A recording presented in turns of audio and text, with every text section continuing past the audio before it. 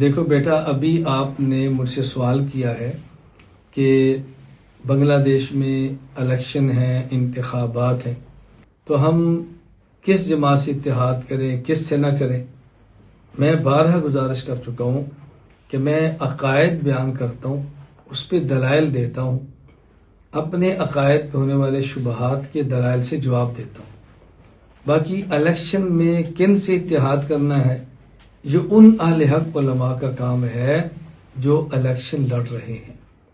کن سے اتحاد نہیں کرنا، یہ ان علماء حق نے فیصلہ کرنا ہے جو میدان سیاست میں ہے، یہ میرا کام نہیں ہے۔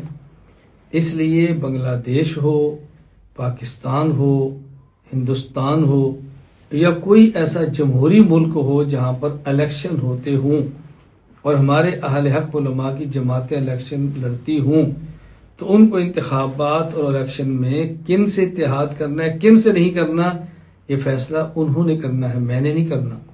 اس لیے آپ حضرات یہ مجھ سے سوال کرنے کی بجائے ان حضرات پر اعتماد کیا کرو جو میدان سیاست کے اندر ہیں، وہ سیاست کے اونچ نیچ کو مجھ سے بہتر سمجھتے ہیں، وہ سیاست کے طرز کو بہتر سمجھتے ہیں، وہ سیاست کے جوڑ توڑ کو بہتر سمجھتے ہیں۔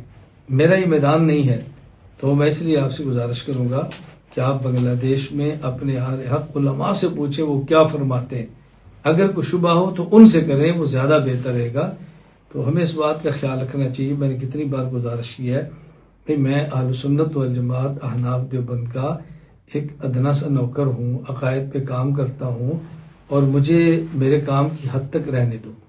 میں مناسب نہیں سمجھتا میں کسی اور کے کام میں مداخلت کروں۔ میرے مرکز اور میری جماعت عالمی اتحاد اہل سنت والجماعت، مرکز اہل سنت والجماعت کی پالیسی ہے کہ ہم غیر سیاسی اور غیر عسکری خالصتاً علمی کام کر رہے ہیں۔ آپ نے کچھ سیاست کے متعلقہ سوال کرنا ہو تو ان سے کرو جو سیاست کرتے ہیں۔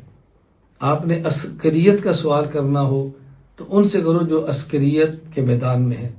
میں نہ میدان عسکریت بھی ہوں، نہ میدان سیاست کے اندر ہو۔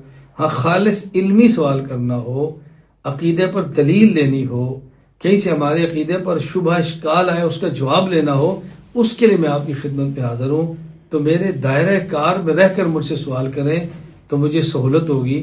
مجھے میرے دائرہ کار سے باہر نکلنے پر مجبور مت کریں، اور آپ جتنا بھی مجبور کریں گے میں اپنے دائرہ کار سے باہر نکلوں گا بھی نہیں۔ اس کو بھی آپ ذہن نشین فرما لیں۔ اللہ تعالیٰ مجھے اور آپ سب کو بات سمجھنے کی توفیق عطا فرمائے۔ جزاک اللہ۔